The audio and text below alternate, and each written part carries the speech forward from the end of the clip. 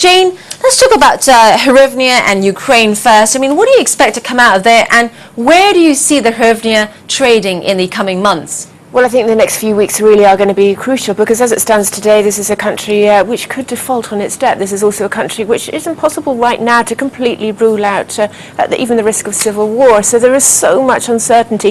However, I think we have to look at the more optimistic signs. There is a willing from the West to go in there to try and start up a reform program, an IMF-based program, which would end with aid. Now, if we are looking at that sort of scenario, and hopefully we will have stability there, then I think over the next 12 months or so we can expect that we will have more stability, maybe a return of the currency, perhaps to the levels that we saw perhaps in January, say, or maybe even earlier this month. But I think for the time being, I think there's so much uncertainty now, and I think that currency is going to remain under that sharp pressure that we've seen over recent days. Okay, and the other currency in focus as well is the dollar ahead of Yellen's speech. What are you expected to hear there?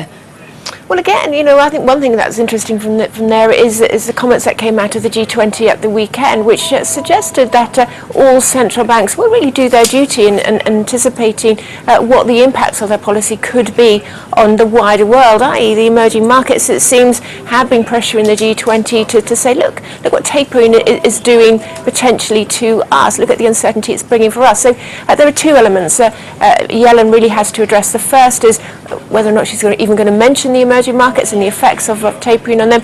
But perhaps the second is how much has that weather affected the US economic data over the recent couple of months? And we've seen really in February that the dollar having a really bad, soggy month, perhaps because the market has been revising lower its more optimistic growth expectations that it held at the start of the year.